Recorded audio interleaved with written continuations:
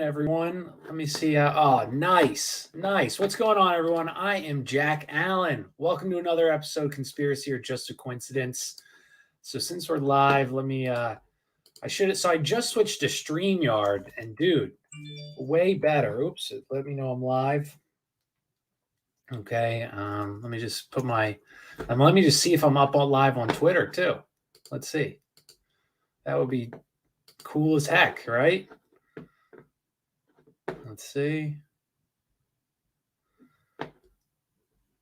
Oh my gosh, I'm live. All right, dude. StreamYard, way better than freaking Zoom. I'm canceling that Chinese company quick. So anyway, guys, let me just hit record on this as well if I have to do that. See, I'm so new to this. I wanted to try test it out, and it looks like let me just make sure that settings. Let's hope it's recording. Let me just put up one other thing, guys, because I just want to make sure that it's gonna load. So if you bear with me for 1 sec, I'm just gonna put up my GarageBand here to record this as well. Damn, dude, I am high tech now, everybody. Just so you know, I am not a computer guy by any stretch of the word. So just trying to figure all this stuff out. And oh my gosh. All right. Here's me. Okay, we'll put that up. I'm gonna crash my computer with all this stuff here that I'm opening up. We got an awesome show today. First off, here's me. Okay, we'll put that. It's all about. So, I mean, I think I've said this so many times before, but the CIA, it's disgusting what they've done to this country and the intelligence agencies. I mean, they're so powerful, dude, beyond, it's just crazy, just crazy. So I'm sorry for everyone that's listening live as I get this, let's see, GarageBand, we got that up, empty projects, and we're almost there, So thank you. All right, boom. Create.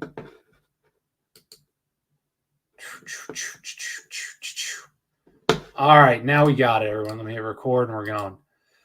What's going on, everyone? Welcome to another episode of Conspiracy or Just a Coincidence. I am Jack Allen. So if you're joining me live, I'll see you in the chat. Leave a comment so I know you're there. But we got an awesome episode today. So today's episode is all about the CIA and how it got started. So this story, it's the Devil's Chessboard, which I can pull up so you have the logo, or you can go check it out, or you can just listen to the stream because I'm going to do a pretty good job going over most of it. I won't get into some of the nitty gritty details that are sometimes the best details, but this is the book. So the Devil's Chessboard, $48 on Amazon. I got it on Kindle. I'm a big Kindle reader, but basically, this isn't going to be really any chronological order. It's a really good book if you guys want to check it out. It's long, but you'll really enjoy it. Put up Alan Dulles. It's written like a story, which was really cool. It's just a really cool book. So anyway, basically, though, that the CIA, guys, has done more, as you know, to subvert us than any single group that this world has ever seen.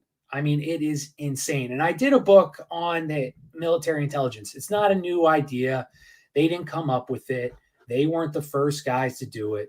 But what they did do is they were able to leverage it as a separate part of the government. It wasn't the government running it anymore. So in ancient times in Egypt and in Roman times and the Mongolian and China and so forth, they would use their intelligence to quash rebellions and to find out people that are causing trouble, and they probably kill them and do those things. And people that, what's up, Carl? Go follow Carl if you guys aren't on yet. But anyway, so the CIA, the intelligence goes back to ancient times. They've been doing it forever. It's nothing new, but the CIA was the first people to really leverage it and get away from any regulation. Back then it was ran by the king. So the king had your intelligence gathering was for him. And maybe you have people trying to usurp the throne, but not to the extent that the CIA was able to totally stop the democratically elected people. Whether that's good or not, I don't want to get it. We'll get into that a little bit later. But anyway, so Allen Dulles is the main man of this story. Here is good old Allen Dulles, just smoking a pipe, I have an awesome quote when he's smoking a pipe. So let me first get you off with a story of what kind of person Allen Dulles is. So in 1942, I wanted to put on my story. I don't know what a storyteller would wear. I guess light a fire over a campfire. But let's start off with him, okay? So 1942, I'm doing my storytelling. Minutes before the Nazis closed the border of Switzerland, Dulles crosses from France. He gets into Switzerland. The Gestapo guard waves Dulles through. It was expected. Dulles was more in step with the Nazi regime than his own government. He had the same goals. He already taken off my storyteller. I can't do it, keep going. But he set up an OSS office. So OSS, for people that don't know, Office of Strategical Services, was the pre-CIA of its time in World War II. It was a spy agency. And it was on his office was the first floor of this 14th century mansion in Switzerland. Pretty sweet gig, right? Being a spy nowhere near the front lines in neutral Switzerland, where all the other spy agencies were for the Allied powers and the Axis powers. So they must have really not been, you had young men dying left and right for your country, but these people they had a gentleman's courtesy to not kill each other. So he had this office. He had the city extinguish the lamplight outside his house to keep it anonymous. It is cool stuff. It is movie, that Cloak and Dagger stuff. That was Allen Dulles. Across the street, like I said, there was a German spy house who infiltrated all of Dulles' staff, his cooks, his janitors. They tapped his phone line, and Dulles knew this. He also didn't even have a gun. He didn't have a bodyguard. He would openly meet with informers and double agents in cafes. I say that because that's insane. We are they put this propaganda that the Nazis and the Axis are our arch nemesis. They hate everything America stands for and freedom and all this stuff like that. But yet Dulles is openly meeting the person that's he's the deputy of the OSS, is openly meeting with these people, living next to them, eating together, right? Insane. The UK had their spy agency, MI6. They hated Dulles. They thought he was a careless spy. And Dulles, acting so carefree, also didn't get along with the director of the OSS, Wild Bill Donovan. Wild Bill, I didn't even look him up before I came here. Wild Bill Donovan. Here's Wild Bill Donovan. Damn, dude. But Wild Bill, he was a legend in World War I. Self-made Wall Street millionaire, supposedly. I'm sure he just was grit and pulled up his bootstraps. He charmed FDR. He was smarter than Hoover. Really smart guy. He recruited all types for his spy agency. Ivy Leaguers, society girls, safe crackers, pro killers, which is crazy, right? Pro killer and going to World War II. And even Jack Parsons' wife, damn it, I read the book on her, but she was a spy for the OSS. But so he wanted Dulles in London, but Dulles enjoyed his Swiss location, because Swiss is where the Nazis, even Japanese, stored their wealth in secret. As if you listen to my gold episode about Japan storing trillions of dollars worth of gold all over, but Switzerland was one of the places that their emperor put stuff in. And the Swiss, this is how all the Axis powers got their goods. They would interact with neutral countries. They'd get tungsten from Spain, oil from Romania, Sweden. They would get their steel from Sweden and beef from Argentina. And that's what made Argentina such a, I was wondering, why did all the Nazis choose to go to Argentina and South America?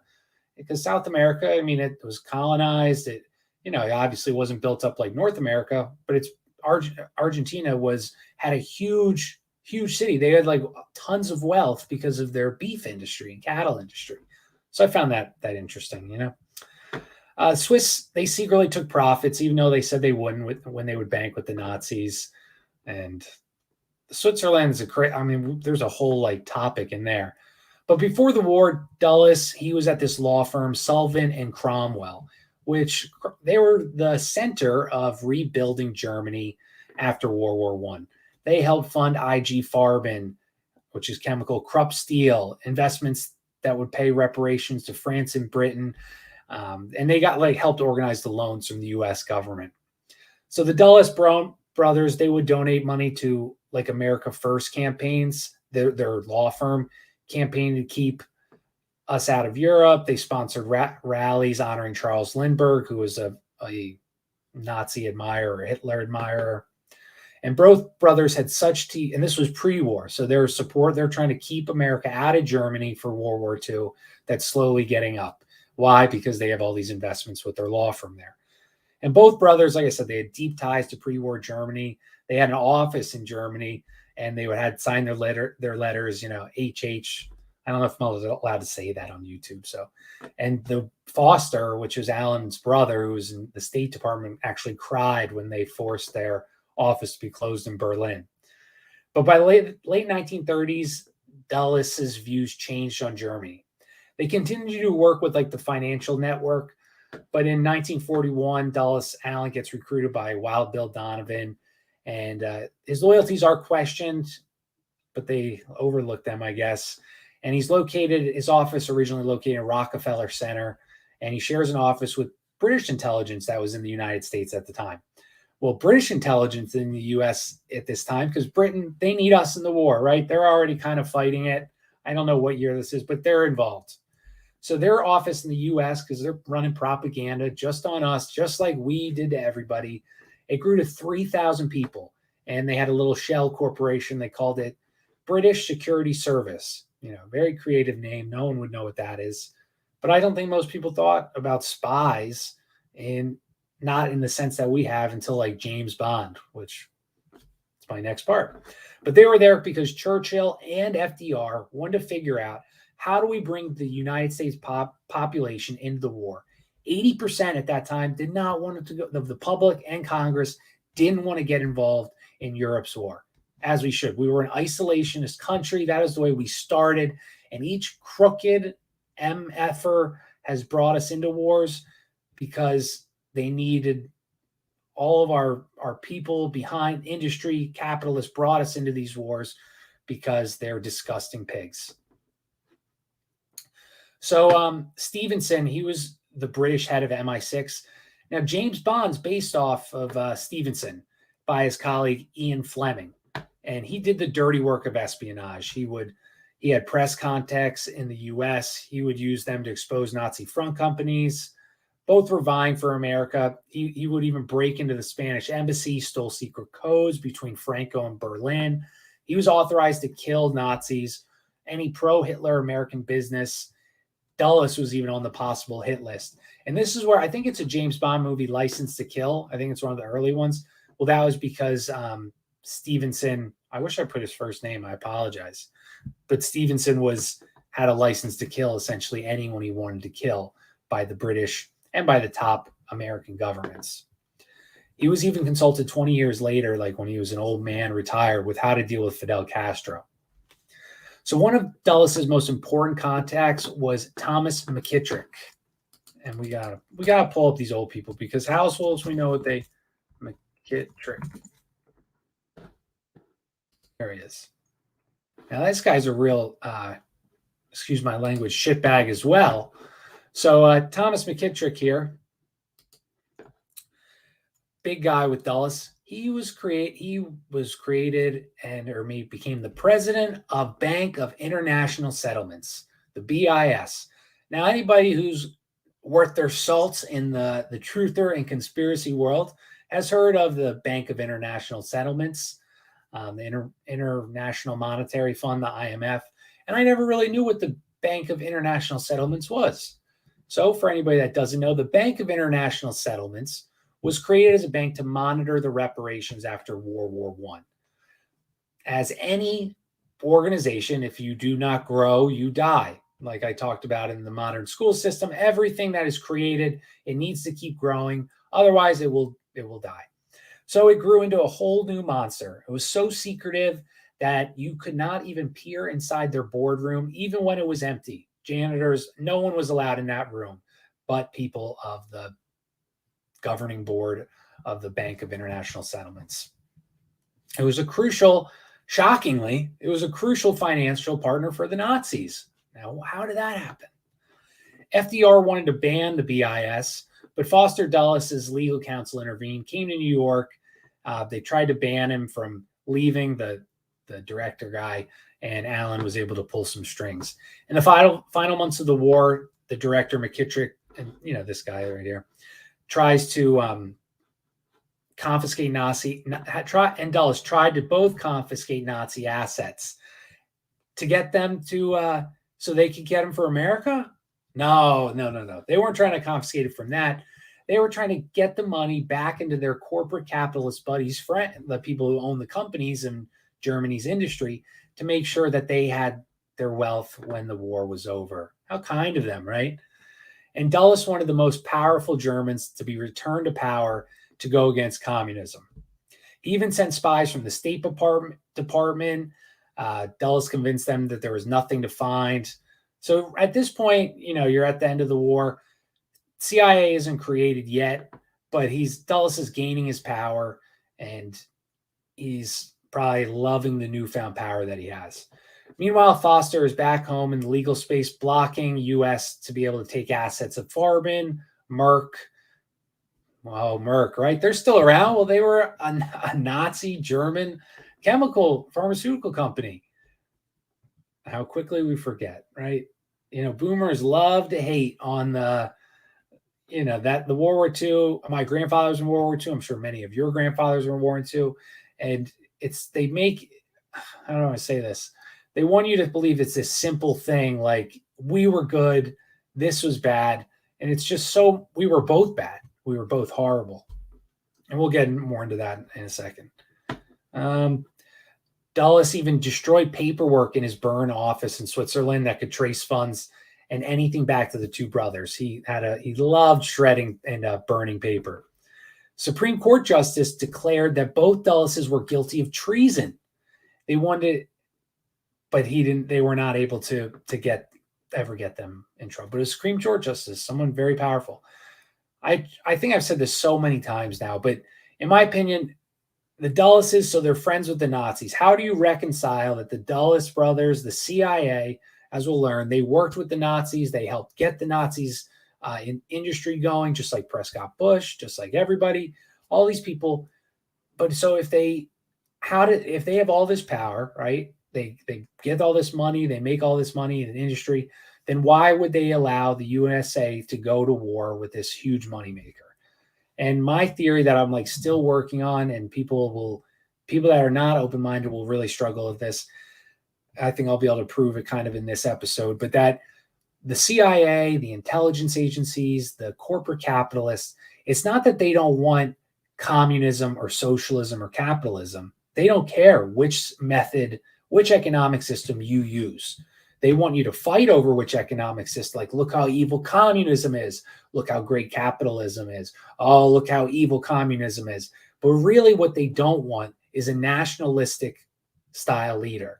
Because if you shut down outside, your resources are your country's resources. You are using them for your people. That is who they take out.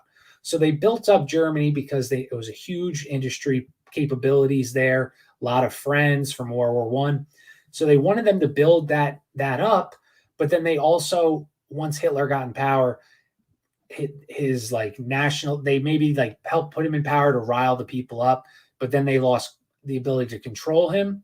And that is why they had to knock that away. But they still wanted the industry kept. They still needed those leaders because they're all buddies. They're all playing pool together or whatever. Not pool, golf or whatever.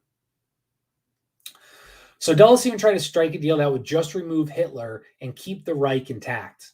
You see, so that's what it's not the fact that they didn't want Germany to have all this stuff. They wanted them to. That's almost this money. It's their clients.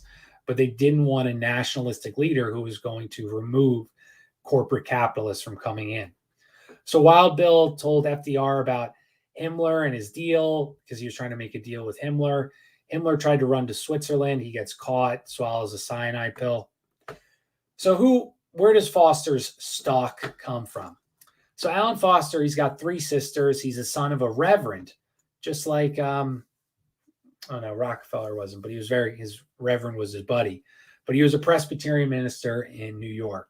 He was a modest income, but his father-in-law served as Secretary of State under President Benjamin Harrison.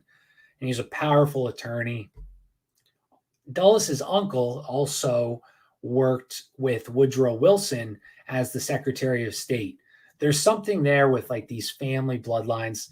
I know that's like getting into the little area of weird, and maybe it's just pure nepotism, but something is powerful with these people. And I guess that it's nepotism. That's probably what it is. It could be more sinister than that, but I can't really speak to that. I have no proof of that. But there is such strong that is why we see the same people as evidenced by the Bushes and so many, the Clintons and whoever you want. His wife, Eleanor, his sister, Eleanor, she was bright. She went into the State Department as well. She talked about Alan's explosive mood shifts.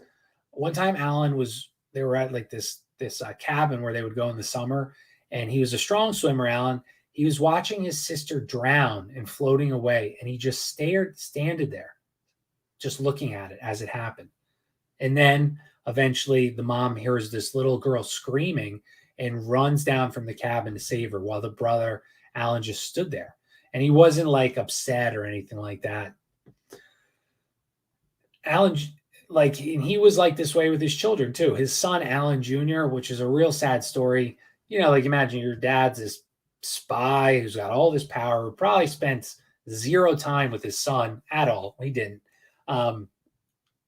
He wanted to prove to his dad that he was his own man. So he goes to Korea as like a front lines person, gets shrapnel in his head. It caused serious brain damage. He had to go to like a psych. He went to like a house or a special treatment facility for 10 years. Just totally sad. Foster also felt little empathy for those weaker than him. His sister married a Jewish Europe guy who, at a time that was probably pretty frowned upon in the United States, gave birth to a son. The guy ended up killing himself.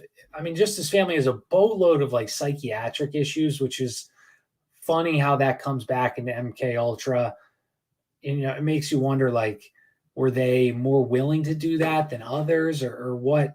What was behind it? 15%. So 1932, the U.S. had some anti-Semitic feelings. So FDR hired this Morgenthau in his administration. So 15% of his administration were Jewish, and at that time they were less than 2% of the population.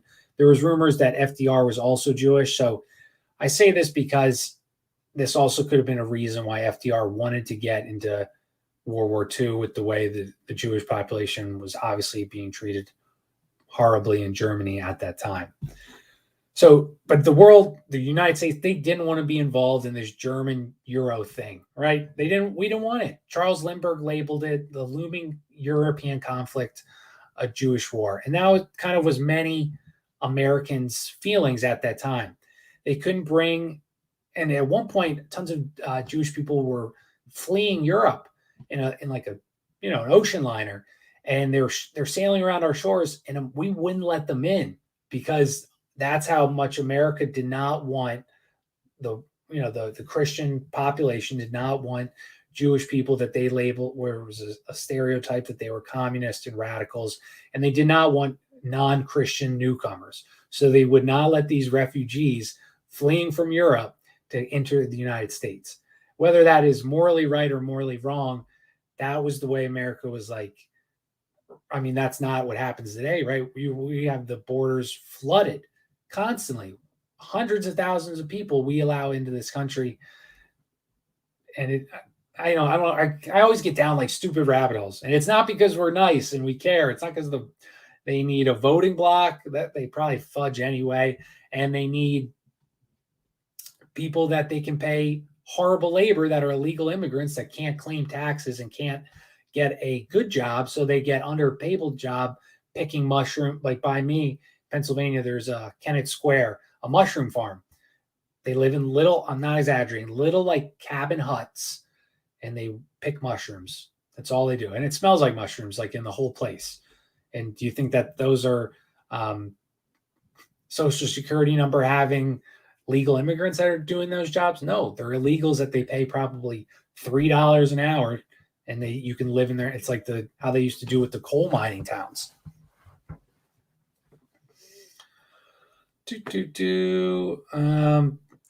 Eventually, I don't want to get too much into that.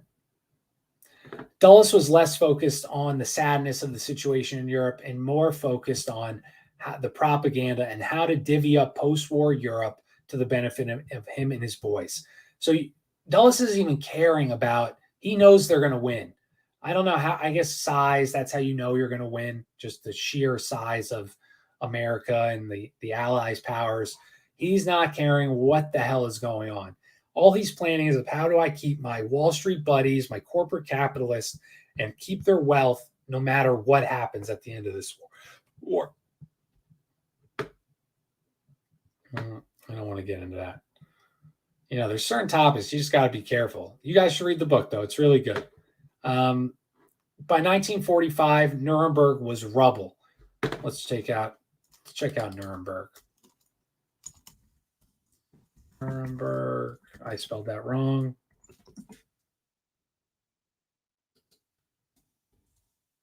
$1945.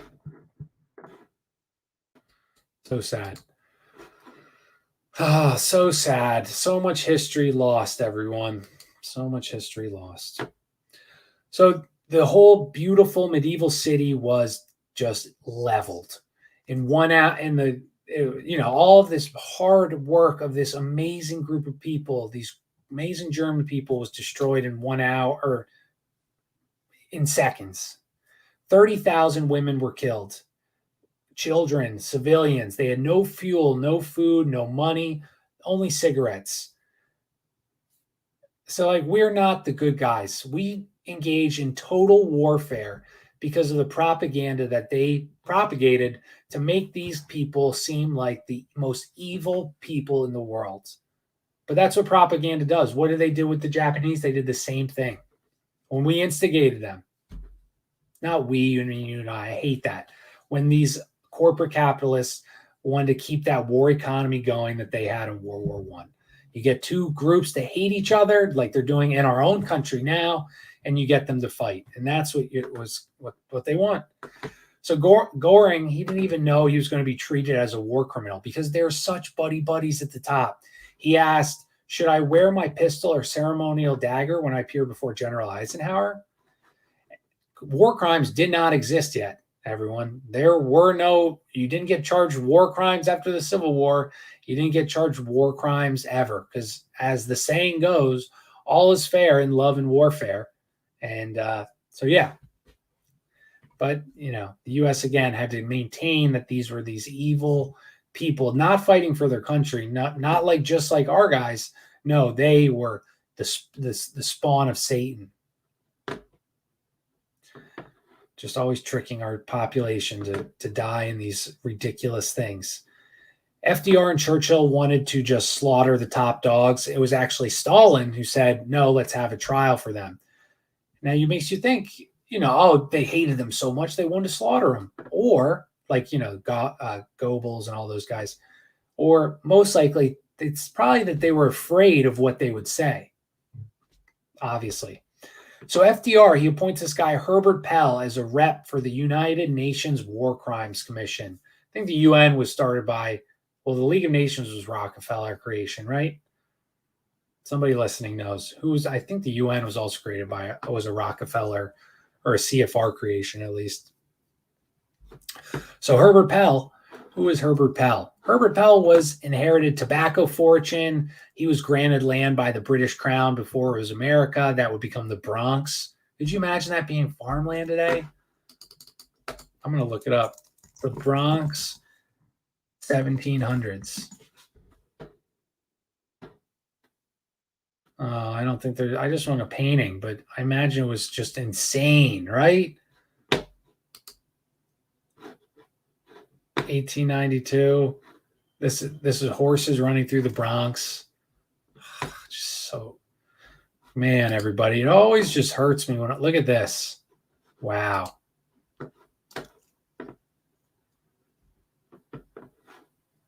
I'm sorry, everyone listening. I'm just showing a picture of the Bronx River, just how it looked before capitalists needed to have a huge population block to put into slave labor.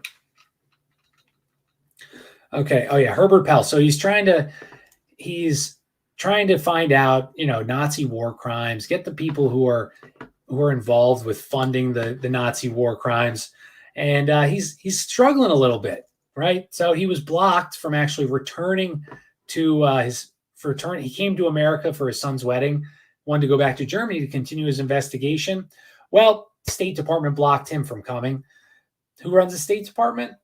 Foster and Allen Dulles. He was going after German industrialists, all the Dulles' brothers and boys that they made a boatload of money with. Opel Company, that was in Germany. It was a car company there, owned and financed General Motors. Biggest electric company in Germany, owned by GE. You can't have our boys of Wall Street getting in trouble, right? Of course you can't. So anybody honest, you get them the hell out of the government. 1945, Dulles and Bill Donovan met with Robert Jackson, a new war crimes by Jackson. At first loved Dulles. He was the new war crimes investigator. Then they realized that they put him in a trap. He was a strong, Roosevelt New Dealer from that administration. He tried to take on the Mellon family, which is a banking family from Pittsburgh. He tried to do antitrust battles. Somebody that's probably, again, tried to honestly do the right thing for his people. He was asked to do the right thing. Donovan informed Jackson that he cut a deal with Goring, who knew where all the assets were of Nazi Germany. And Jackson was stunned because you can't, this guy has done these war crimes, so you can't cut a deal with him. He's like the top dog, right? That's still alive.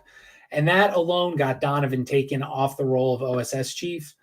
So that puts our boy at AD, Allen Dulles, in the top. And he realized what was Bill Donovan's issue was you can't be so flagrant. You have to be much more subtle. And this sets the precedent for Dulles for the rest of his career. Okay. Sorry, I was trying to play with how my screen was looking.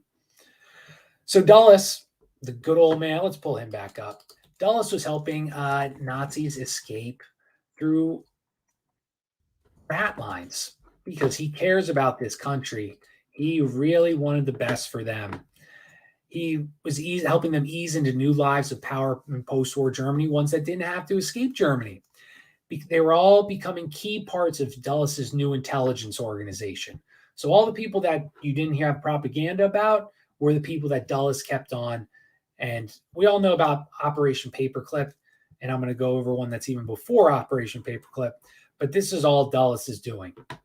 He was asked to speak at his CFR meeting when Dulles went home, and he started then banging on the communism drum. And his one quote there was, "We have found out that you can't run railroads without taking in some party members," justifying to his other rich buddies and the world that, we have to have a few Nazis, even though there are total enemies, total evil, spawn of Satan. But you can't have them without them. They can't run a country. It's kind of like Ayn Rand's Atlas Shrugged type of logic. Like without the top, we would all be lost without them. We'd be lost. We would never know which iPhone to buy next. So Dulles wanted a strong West Germany, and the wartime alliance with Russia was dead to Dulles. And again, eventually 11 of the original Nuremberg defendants, Goring included, were hung. And Goring's quote before he was hung was, "The only motive which guided me was my ardent love for my people." Goring asked for a firing squad, but he was denied that request. He got a glass cyanide pill. How did he get a glass cyanide pill? He's in prison. Well, he got it from one of Dulles' buddies, an American guard, who at his home when he died had a bunch of Nazi memorabilia like fancy watches, some with Goering's name on them, all this very pistols, all this very expensive stuff. So 10 were hung in a gymnasium where a basketball game was just played. It was totally sloppy, whether purpose or on purpose. They dangled in agony because the ropes were not long enough. One was struggling for 24 minutes, and his last quote was, "The Bolsheviks will hang you one day." And again, you have to be like so careful with what you say with this stuff. But again, these people, we have both sides of the military have done so much evil. Not the military, not the soldier, not the guy who's a butcher's son or whatever, a school teacher's kid that enlisted in the military to help fight, even though more people enlisted in the Vietnam War than they did in World War II. But these people, they need to create propaganda so you will go willingly die for this cause that you think is righteous. Both sides did this. So Germany thinks their cause is righteous. America thinks their side is righteous, and they're the evil ones. But both causes were based off just subterfuge, right? Like they need people to, they need war to create economy. They need strife to build more money. And it's all this plot. Like, I have no problem with anybody. If I wasn't forced, like that's what they do though. They just force people to fight each other like they're doing now to give them an excuse to spend billions of dollars on so many industries. Like I said earlier, if a spy agency doesn't grow, it dies. So how do you keep a spy agency? How do you get a spy agency to grow? You create war. If you have a weapons manufacturer, it will die if it doesn't grow. So how do you get that to grow? Well, you create war, you create strife. So Eastern Germany, though, was flooded with propaganda films from the communist side. One was about how like Nazi ghosts were haunting Germans, and others to make sure that the East Germans were getting their daily allotment of communistic propaganda, while the West was getting our daily allotment of capitalistic propaganda. So now let's get into some awesome Dulles stories, and this is where it gets good. I will maybe put on my storytelling voice one more time. Waning in the days of the war, Allen Dulles and Karl Wolff, Himmler's chief of staff, commander commander of Nazi security forces in Italy. So 2 weeks before April 26, 1945, before the war, Wolff was surrounded by well-armed unit of Italian people. Let me look this Karl Wolff, because they talked about how good-looking he was. Doesn't look good looking there. Jesus. Oh, let's pull him back up. Karl Wolff. Yeah, I mean, I don't think he's good looking. The author made it out like he was some like great looking guy. He's bald. Oh, he's got a big forehead, and I don't think he's really that good looking. Anyway, all right. So back. So Karl Wolff, he's surrounded by, at this time, Mussolini fell. They knew like the Italians were in chaos. You had communists, you had all these different factions kind of like fighting for power. And he was in this luxurious estate that was seized by the Nazis during the war. And if it fell into Italian hands, they would not, let's just say the Nazis would not have been treated too kindly, because they treated the Italians pretty rough as well. Wolff was tall, fair-haired, blue-eyed, handsome guy. I wrote that down, handsome. Should have looked it up because he is not handsome. Maybe in World War II time he was handsome. Maybe he had all his teeth or something. That was a joke. A joke. So Dulles gets a call. Hitler would show off Wolff at his dinner parties. Wolff has now lost his backing in Italy, so his power support gone. So Dulles gets a call in the morning from Swiss intelligence. Wolff is in danger and he is surrounded. The SS general was key to securing a separate peace deal with Nazi forces in Italy before the Soviets came. So Dulles and Wolff had been meeting secretly for months, trying to work out a deal that would save Wolff's neck. Now why would a general Nazi soldier be meeting with the head of our spy agency? Oh my, Wait, is it because they're not really enemies? But they dehumanize both sides. The Germans, they're all evil. They're the spawn of Satan. No, that's just for us, for the stupid people that are at the bottom.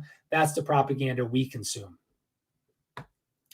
Dulles knew he was in danger for trying to save this guy. He was the son of a very wealthy family.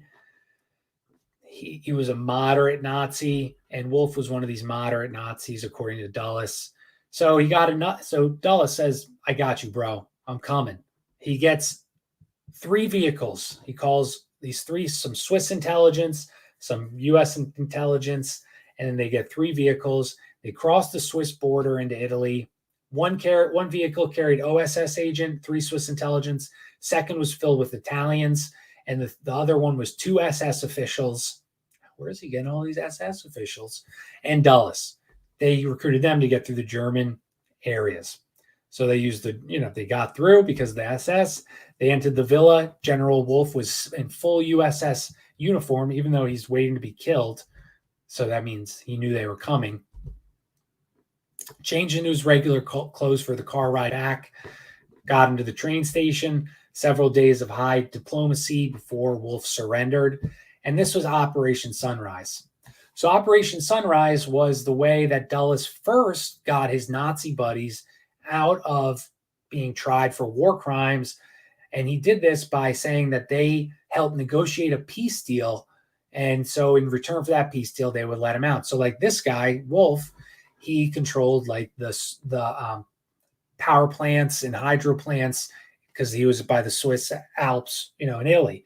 So Dulles claimed that he was going to blow them up and destroy all of this infrastructure or that's what would have happened if they didn't take Dulles and make a peace deal. So Allen Dulles is a big hero because they were going to blow up all this infrastructure in Italy and everywhere. But because of him, he secured these peace deals through cloak and dagger, backdoor meetings, and was able to navigate this difficult conversation. So this was really the myth that started Dulles, was Operation Sunrise. And you know who else played a big role in helping create that myth? Well, the one and only Henry Lucci. Who's Henry Lucci? Henry Lucci was the creator of Time magazine. No shit, right? What are the odds of that? The CIA using the media, or the OSS at this time, using media sources to get propaganda across. Amazing. Such good foresight. I wonder if they don't do that anymore, though. They stopped doing that. Oh, also those hydro power plants that Wolf promised not to blow up. Power company. Who owns them? Oh, they're a JP Morgan subsidiary. You know what I mean? So Dulles wants to reinvent his boy's image because you can't have him be a Nazi if you're going to save his life. He denied inner workings. He was just in Italy overseeing all that stuff. Dulles buries incriminating evidence. He gets put into a spa POW camp while he's waiting for trial, while lesser Nazis are being hung for their part of being in the military, blocking OSS reports from ever reaching the Nuremberg staff. Wolf got so lucky he was actually only required to act as a witness to Göring, who was already guilty. So any more evidence that he could provide didn't matter. They were hanging the guy regardless. But they make him out to be like, oh, see, I just got roped up into this because I was a German. I didn't know that, I wasn't really fighting. I didn't believe in them. He's another elite blue blood person that all these people that are the blue, they get out. They get out okay. And they're going to keep their wealth. All this stuff happens. Eventually he gets a job. He even starts trying to start a neo-fascist party in 1956.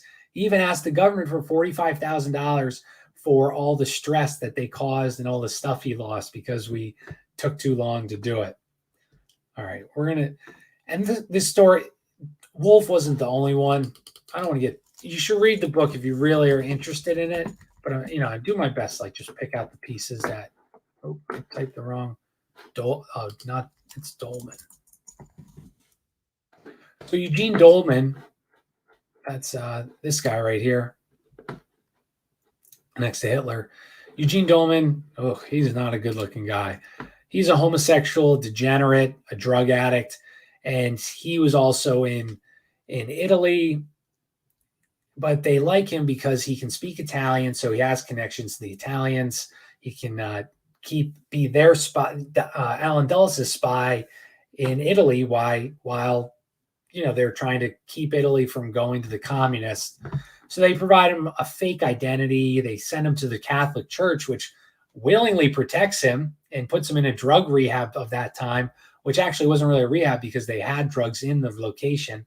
But the Catholic Church got so much of Nazi gold, they had loyalty, because the Catholic Church has been replaced at some point in its history with a totally evil entity. He would even go shopping with Eva Braun. But like I said, he was just a degenerate. Orgies, all these things. He was involved with all that stuff that the Nazis were totally against.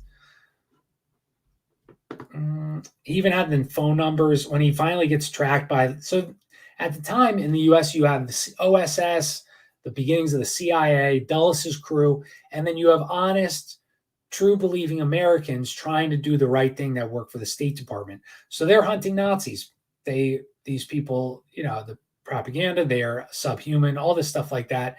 They're going to find you afterwards. And no matter what your position was, if you were a shoe shiner, if you were whatever, they're fine. They're going to find you. Well, they catch Doleman. They put him in prison in a U.S. military base or whatever.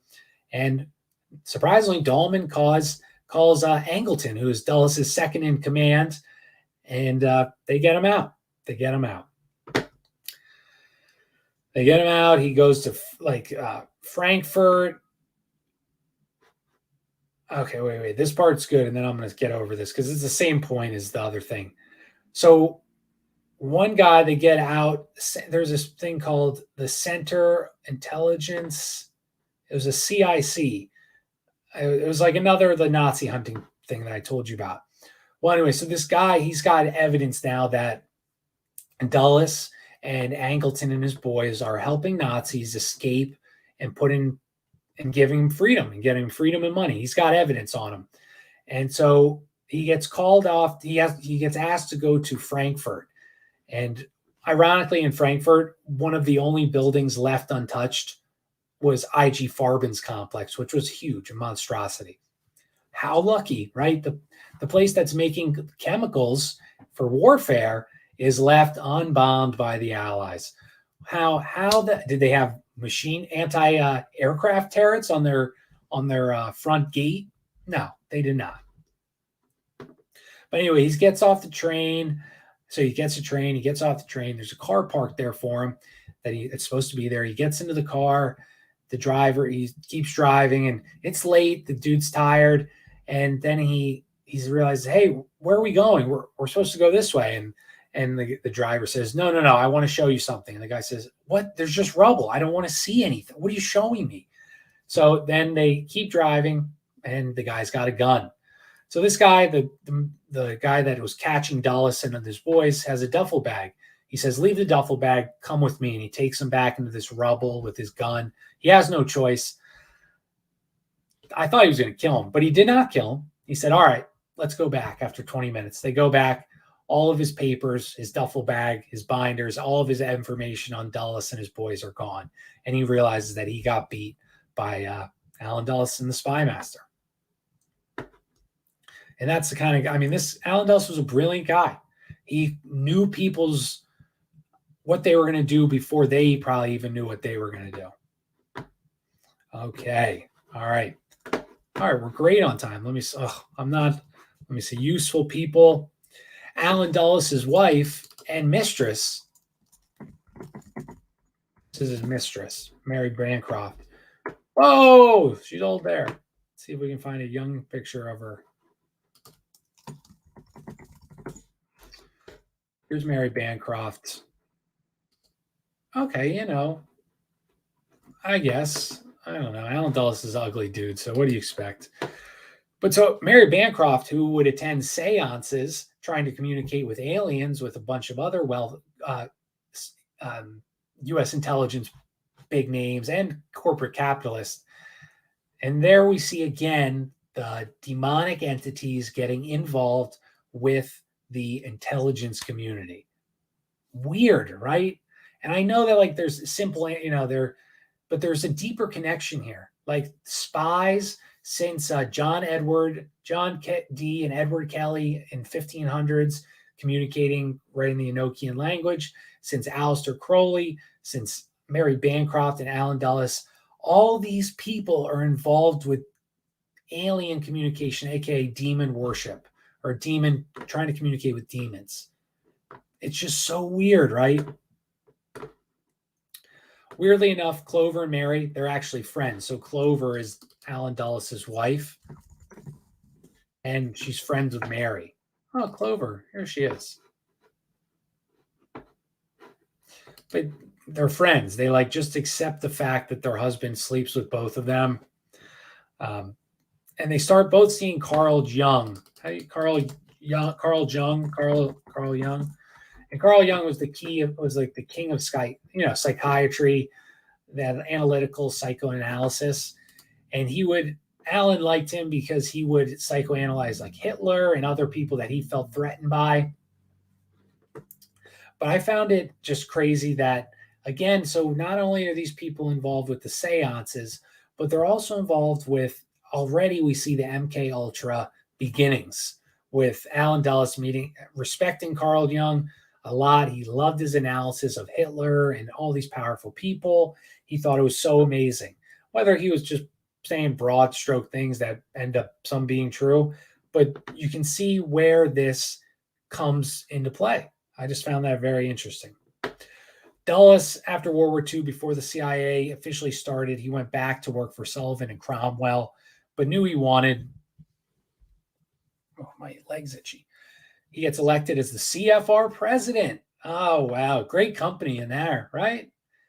And so that's my one thing. My friend John, he talks a lot about the CMP and how they rival the CFR. And I'd love to have him on another time to talk. And I'm not well versed enough in the CFR, and he knows everything there is to know about the CMP. But I don't see them being really two sides to this. Like Alan Dulles was the president of the CFR. Alan Dulles was a staunch capitalist, supposedly. He was buddies with Wall Street, hates communism he propagated that lie that communism was so evil forever, started wars over it, but he was the president of the CFR. So like I just don't think there's probably so little difference between these two groups. They all want the same thing. They don't care what economic policy we have. In 1947, he was asked by the Senate to present his ideas for a central intelligence agency. Lucky him. I'm sure he didn't massage that idea at all. And John Foster Dulles, his brother, kept a foot in politics after the war, leading the Republican Party of Foreign Affairs. He worked with Dewey, who lost to Truman, shockingly, to the Dulleses as well. And Dewey promised them, the Dulles brothers, their dreams in their dream positions. Truman, on the other hand, hated the Dulles brothers because any normal person that has a heart would hate the Dulles brothers. He called him that Wall Street fella, that bastard. Nice, Truman. But the National Security Act of 1947 gets passed, and Dulles sees this as his way to manipulate the law. What do they do now? Like I'd say, Dulles set the precedent for abusing the shit out of whatever we pass. Dulles' Cold War stance, he found an ally, James Forrestal. Now, James Forrestal, I used to really be into aliens. I don't know if you guys know this, but there's something with him and aliens. Supposedly James Forrestal knew about, was meeting with aliens. That's from Corey Good and that charlatan David Wilcock. But regardless, he went insane at one point and he committed suicide. But I say this not because of the alien part, but because Dulles, again, is connecting with somebody that's doing these demonic things. So Dulles is with Jung, who's, MK Ultra. His wives are doing seances. Forrestal, who also has some affiliation with the aliens, aka demons. But yeah, so Forrestal committed suicide by like jumping out of a window. The CIA has a duty to act against the communistic threat that they built up, of course. In 1948, Dulles helps fix an Italian election after it looks like communists are going to win. How does he do that? With duffel bags of cash. Where did Allen Dulles get duffel bags of cash from? It's just disgusting, right? I know I always say that. So Dulles also organizes a national committee for free Europe with Eisenhower and Henry Lucci, Time magazine. Basically, it's a CIA front to funnel funds to anti-communistic stuff. And they say anti-communist, they don't mean anti-communist. In my mind, Allen Dulles and his buddies who are supporting him, they're funneling anti-nationalist stuff. They're not fun. They don't give a crap about communists. They'll still control everything. That's why they helped prop up the USSR for so long. Harriman was there giving them money for railroads and things. Meanwhile, he would come back and say, oh, we got to build up our military. They're building up their military because Harriman's funding them to build up their military. So it's not communism versus capitalism. I think that's just such a key point. I'd love to have someone like debate me on it. It is not that. It is nationalism. They do not. Capitalism and communism are the same wings of the same corrupt bird. People at the top control everything. This crony capitalism we have today, and in a true free market society, whoever has the most capital will win. Even if you have a way better product, how are they going to win? Well, they'll either buy you out. They'll either buy all the supply, like what Rockefeller did. He would buy the railroad. So like his competitors, he would buy the land, like go into their things so they couldn't get their supplies. That was his threat. He would buy out the land so you wouldn't be able to transport your goods over his stuff. Oh yeah. So they start Radio Free Europe, which I'm pretty sure we'll have to ask Mr. John. We've read the documents, but I think that Tucker Carlson's dad was a reporter for Radio Free Europe. Again, these family lines. Most of the funds for this committee was Nazi gold that they looted and tracked after the war. And I also talked about the Japanese gold episode. So go listen to that. But that's where they get these funds from, all the war that the Axis powers got from people that they took over. Dulles created the Office of Policy Coordination, and basically that evolved into the CIA. But it went full throttle on espionage, sabotage, subversion. By 1952, they had 47 overseas stations. They had 3,000 employees. They had 300 independent contractors. Who's an independent contractor for the intelligence organization? Oh, that's right. Assassins are. Which sounds badass, right? Assassin, I'm an independent contractor. I have a 1099. My front fee is $500,000 per hit. But 300 independent contractors working for the CIA. It was ran with little government oversight, zero morals, tons of ex-Nazis. But basically, though, let me see. Dulles recruited professors as well that would act as his agents to help push propaganda. Now, where do we see that still? Oh, wait, the modern university system. So Dulles started this in 1952. It was called Operation Splinter Factor. And he didn't he would send them behind enemy lines. He would send them on our enemy lines. And that's how this guy was smart, dude. He controlled each group. He controlled education. He controlled the newspapers. He controlled the media. Controlled the military. He controlled the government. He controlled Wall Street. Worked with Wall Street. And this enemy lines thing that he was sending professors to the Soviet Union was so successful that Stalin or Lenin, I think got so paranoid that they killed 170,000 members of their own party in Czechoslovakia. And Dulles wanted Eastern Europe so devoid of hope that he could remove the nationalist communists and put in the globalist agenda again. And I added the word globalist, but he wanted to remove the nationalist communist backing or idea that they had. And again, that is why it is not communist. It's not socialism.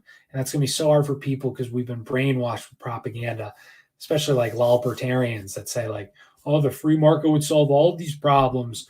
You can, as long as you have property rights, nothing bad will happen. It'll be a perfect society. No, it's not. Capitalism isn't the end all be all. Nationalism, feeling the tribe is your country. Everything you do is for the betterment of this tribe, your God, your people. And that is what they cannot have. Because if we all were together in America, we all fought for each other, we all believed in each other, we worked in our factories and we were proud to make American cars and we were proud, we wouldn't send those jobs overseas because that would hurt us. We would make the steel in this country because it's for us. People would work together to build these amazing buildings and cathedrals and not even sign their name in stained glass windows and not even sign their name on these works of art because it was for your country or your state or whatever it may be. They can't have that. That's why they associate that with, they just need an enemy, communist, perfect enemy. That's opposite. You know, you opposite, two ends of the spectrum, you make them fight. You get, and if you control both ends, you get you know where it's going. And that's what they do. It's the Hegelian philosophy and like dialectic kind of, but okay. Let's see. It's 9:32. This book's so long. So I hope if you're hanging with me this whole time, thank you. Thank you. I hope you're enjoying it. This was like one of my favorite books. So we can talk Nixon. Nixon, he gets propped up by Dulles. Nixon was from a little citrus business area in California that was like pretty rural. And the guy that was in Nixon's district, this Voorhees, he wanted to get rid of the Fed, Voorhees, curb the power of big oil, knock out tax breaks, stop drilling off coast of California for oil. He wanted to break up monopolies, get UBI to help the poor worker. He wanted the betterment of America, and they can't have that. They can't have that. So they got Nixon, who was a puppet and Nixon got caught trying to bring in this guy, this industrialist from Romania who was funding the Nazis. He was a multi-millionaire that's $200 million. Well, Nixon says he's going to he's like a war criminal, essentially. He's wanted by the U.S. government. Well, Nixon fudges some paperwork. This guy says he's going to build an oil pipeline in California after they got Nixon to win. I missed that part because Nixon beat out this five-term guy. And so he says he's going to build this thing. So they're like, okay, we'll let him in. Never gets built. But he does funnel Nixon $100,000, which is about $1 million in today's terms, to like an unmarked fund for Nixon. He almost gets caught with that.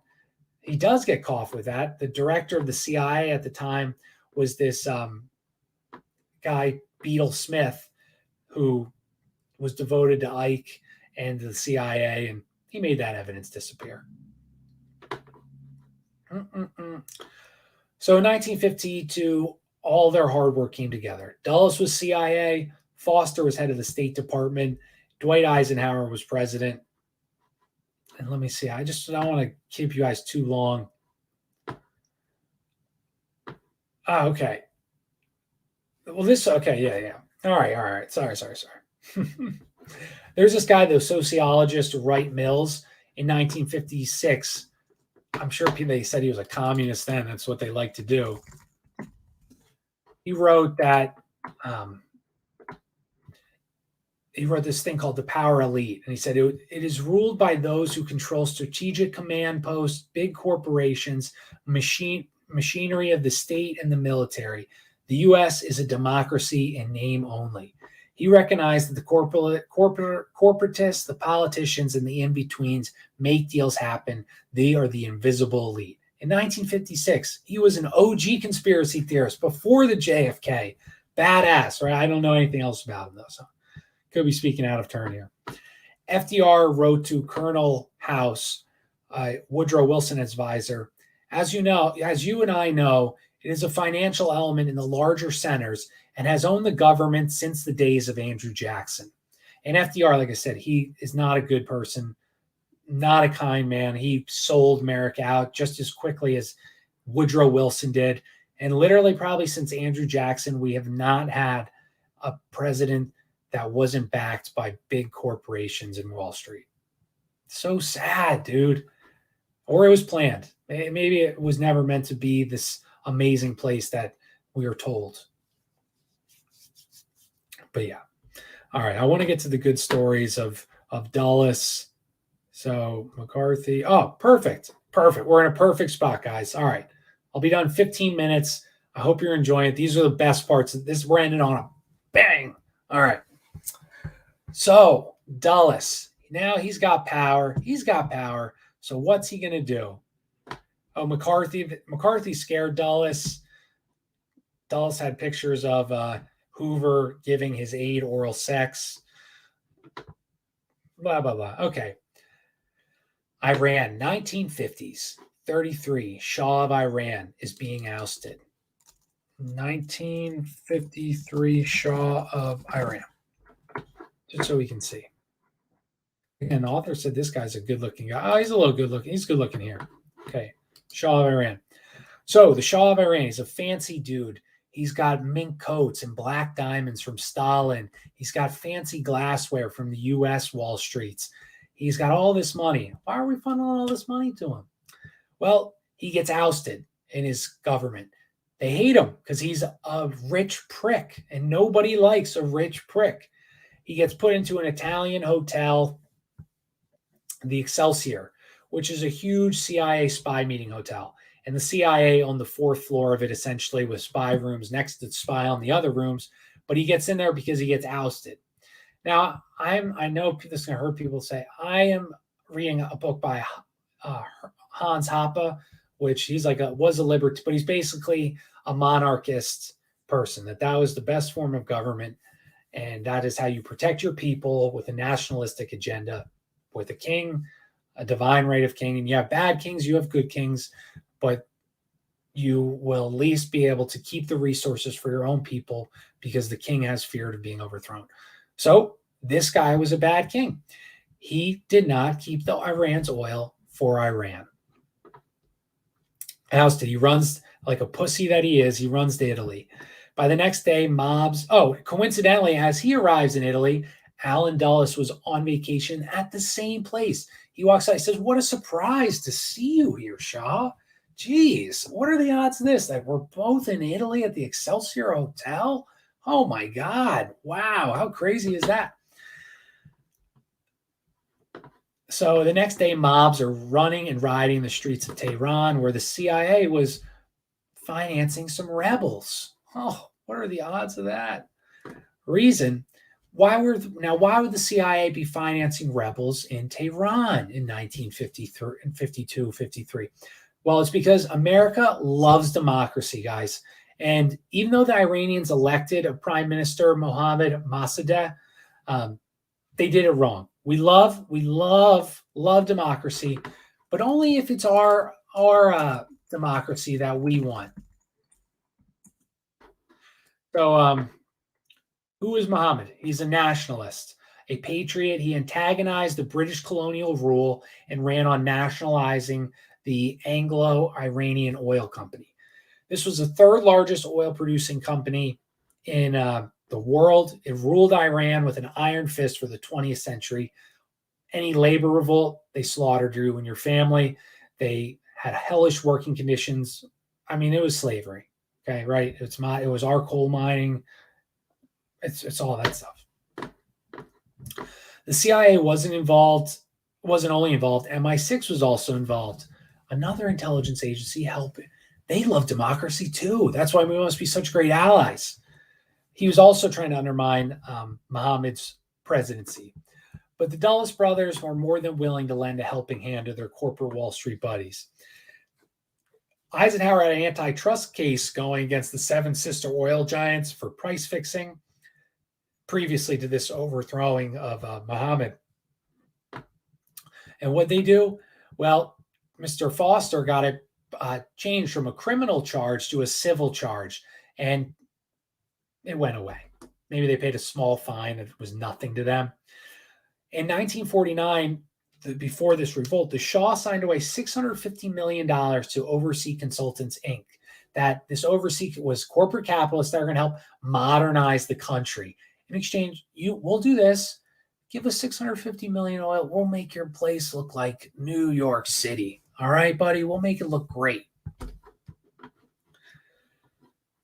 Dulles helped pass that with his buddies at the CFR. The Shah assured that nationalization will not happen, guys. I am selling out my country, and I will give it to any bidder that wants it.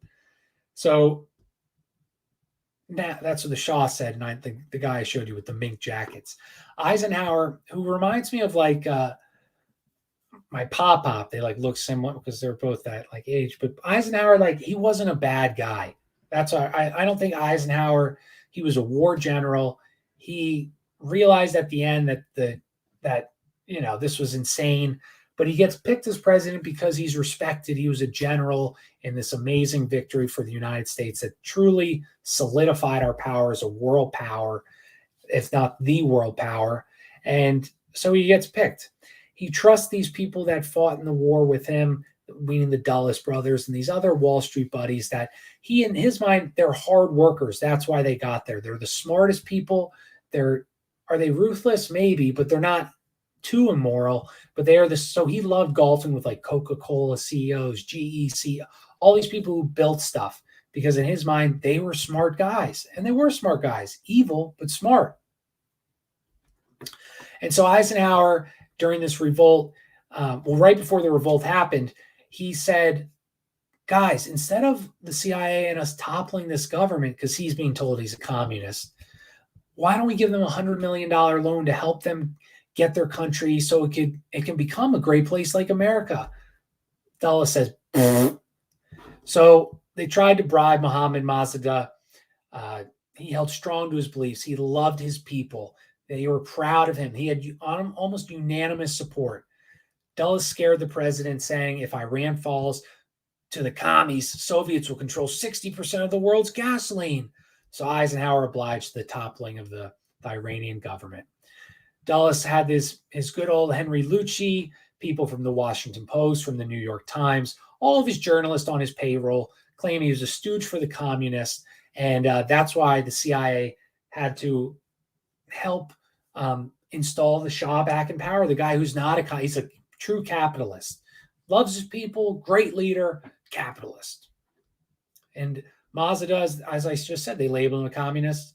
Was he a communist? No.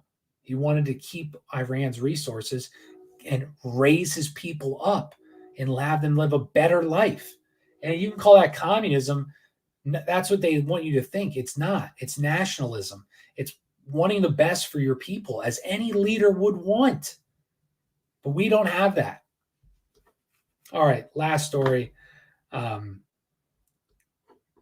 just want to see if and Mazda, his nation was protecting him. His people were in the streets defending him, blocking the rebel army that Kim Roosevelt, which was Roosevelt's nephew, helped orchestrate this thing for the past 2 years, planting weapons and stuff. So the rebel army arms them, Roosevelt, and plan this whole revolt. They get American-made Sherman tanks. And so Mazda's people are blocking their leader, their leader in the street, all of them except the ones not being paid to rebel. And what does he do? He tells all of his people to go into your homes. He says, stop. I don't want any bloodshed for me. Just go into your homes. So all his people leave. Within minutes, they have his house surrounded with tanks, and they get him. They arrest him. And then 1958, Kim Roosevelt, he left the CIA. Why did he leave the CIA? Oh, because he got an executive job at Gulf Oil. Huh. Wow. That's pretty crazy, right? Because he just helped save all this 60% of the world's oil. So weird that he must really know oil. That's why he got the job. And the Shah reinstalled. He's a big buyer of U.S. weapons. So that doesn't hurt either. Eisenhower, we'll just skip that. Oh, this was a great quote. And then we'll do one more story, guys, and then we're done. We'll be done after. Sorry, it's such a good book. At a dinner in Washington, D.C., Allen Dulles was asked what they can do about Egypt's defiant leader, aka a nationalistic leader. Allen, can't you find us an assassin? I'm trying to stay in the camera. Dulles responds, well, he's smoking his pipe. Well, first, you would need a fanatic, a man who would be willing to kill himself if he were caught. Couldn't be an outsider. You'd have to be an Arab. It would be difficult to find just the right man. And that's how little Allen Dulles thought of diplomacy of other countries. If anything's a war crime, overthrowing another country should be a war crime. All right, last story, guys. So Allen Dulles is on a freaking roll. 1953, he overthrows Muhammad Mugid, whatever. 1954, he's just getting freaking warmed up, yo. Just getting warmed up. So Guatemala. He's got the Washington Post, New York Times, LA Times writing about how amazing the CIA is. First of all, how America is saving democracy all over the world and stopping communism. And these evil commies were fighting them back and spy and cloak and dagger roles. Well, a new guy gets elected power after a revolution in Guatemala. Jacobo Arbenz. He was beloved, just like just like Muhammad, a beloved elected leader, a nationalist leader who wanted to do small land reforms and labor reforms. Communist. And that's what they'll label him. And now he's not doing wealth redistribution. So 70% of Guatemala's land was owned by 2% of the population. That 2% were the managers for United Fruit Company, aka like the people they sent down there to live in Guatemala. They own 70% of the land. And their people are starving. They can barely get by. They're working slave labor. They're being beaten. They're being roped together by a capitalistic company in the United States, in which that Allen Dulles' uncle works on the board for, that Eisenhower's undersecretary of state on the board for. Arbenz, they're trying to get him out because he's trying to do the right by his people. And they blow up a car one day that's supposed to pick him up and his family. He understands that message. And prior to that, they were dropping bombs on his capital city, the CIA flying planes. They made, after he left the country, he was being ousted. They made him strip into his underwear, prodding him, you understand, in front of press. He gets sent to Mexico City, which is filled with other Guatemalan political refugees, typhus, mentally breaking this man. Dulles has used his reliable news connections. I remember back in the day when they told the truth on the news. No, they never told the truth. They label him as a communist, a pawn of Moscow. And like I said, he wasn't a pawn of Moscow. They had horrible working conditions. He wanted to nationalize the fruit trees and the land and you can't have that because that would kill the greed and insane amount of wealth that United Fruit Company was generating. He was so kind also, like Masagda, his people wanted to defend him in the street as well when the CIA was ousting him. And he refused to have his people who were untrained peasants and farmers fight to the death for him. He knew there would be death and destruction, and he loved his people so much that he wouldn't do that. In 1971, Arbenz was either drowned himself in boiling hot water or was assassinated and scalded to death in boiling hot water. So you be the judge of that one. I told you 70%. United Fruit Company owned every mile of railroad track, the ports, the telephones. And the land that he wanted to give to his people, he was going to have United Fruit Company be there. He was going to give the land that they weren't cultivating to his people. It wasn't like he was taking all of their stuff. He was going to let their business stay. Does that sound like a communist? Does that sound like a commie scum?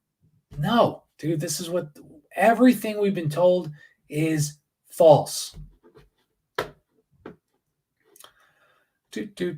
Oh, and also when he was trying to speak to his people while the CIA was destroying his place, they couldn't. They jammed his radio line, so nobody could hear him speak. They tried to bribe him as well, just like they did with Masagada, and they tried to give him $2 million. He denied it because and here's the big statistic. So he falls, he goes away. They install a corporate capitalist friendly dictator. 250, he cleans house. 250,000 people of Guatemala's under 4 million population were slaughtered, all because of the CIA and who they installed as the leader. So that's the show, guys. That's part one. We're going to finish up with like JFK and the Dulles brothers, Cuba and Dulles, the JFK murder. It gets real good too. And we'll even do another story about another leader that Dulles overthrows because of nationalistic beliefs. So I know I said this like 10 times in the thing, but I think it's a really big point to like learn and grasp that capitalism, communism, though capitalism has its benefits over, they both have positives and negatives, and it is a better form of system of an economy, I'd imagine, than a communistic, but that could just be propaganda because you get people to create more and work harder to be rewarded. And I agree with that. Hard work should be rewarded. But they want us fighting over this. Like, you need to look at this as like a Christian person, like somebody working 40 hours a week at a dead-end job who has a family. Do they deserve to live like this? Don't they deserve to be able to have enough money to go out to eat, to go on vacations for working their lives so their kids can afford things? They do. And the corporate elites want you to think, no, they should just pull up their bootstraps and get a better job. Well, what if they can't even get the time off work to get a job? They work 2 jobs. They can't go anywhere. We should be wanting to help our people. I don't want to help people that don't work. Fuck them, right? Do whatever you want. But people that are our own countrymen should not have to struggle if they're working hard each day. And I'm not saying they should be billionaires or millionaires, but everyone deserves a livable wage that they can do the things that we enjoy. And that might piss people off, but it's the truth. To think that capitalism is the end-all, be-all, it's corrupted. Look how it is now. Look how corrupted it is. It is a shit show. And yes, it's better than like that alternative, but the best alternative is neither. The best alternative is to create a people that we support each other, that we want to help each other, we want to see each other succeed, and forget all this stupid bullshit that they try to divide us with. We all deserve to be liked. We all deserve to have a life that is comfortable and peaceful. And so you don't need to worry if you get hit with a medical bill, you can't work and your family will lose it all. People that work should be able to get more than $1,000 in their bank account. And this divide just keep growing more and more. And we keep chanting free market, free market. This is what the free market with elected people gets you. So we need to stop this free market like the way it is. And I don't know what the solution is. I don't know. But I know it lies in somewhere with us reaching across the aisle of lefty insanos that talk about everything insane, which is we'll have to cross those bridges. But we need to come together to see that we all want the best, and we're picking stupid arguments to defend on. I don't know. I'm not a good soliloquist. So guys, I hope you enjoyed the show. I have on my other show too, my friends and I, they came on my show. If you want to ever watch, I think I'm going to start doing something with them too, like a news thing. And they're real funny. I'm not that funny. So, all right, guys. Well, I'm Jack Allen. Conspiracy or just a coincidence? Thanks for watching. Thanks for humoring me in the beginning with switching. I love StreamYard. So shout out to StreamYard. Sweet. I loved it. And I hope you guys enjoyed the show. We'll finish this part 2 next Thursday. And I got a lot of other stuff coming down the pipe. All right, everybody. Follow me on Twitter at Conspiracy or JAC, on Gab at the same. Follow me on Odyssey, Conspiracy or JAC. YouTube, please subscribe. And that's it, guys. Website, if you want to support the show, conspiracyorjustacoincidence.com. And thanks for listening, guys. So nice of you. And if you can leave a review, I would be honored. I read them to my family, my parents, my friends. So thanks, guys. Thanks for listening. I'll see you soon. Take care. Bye.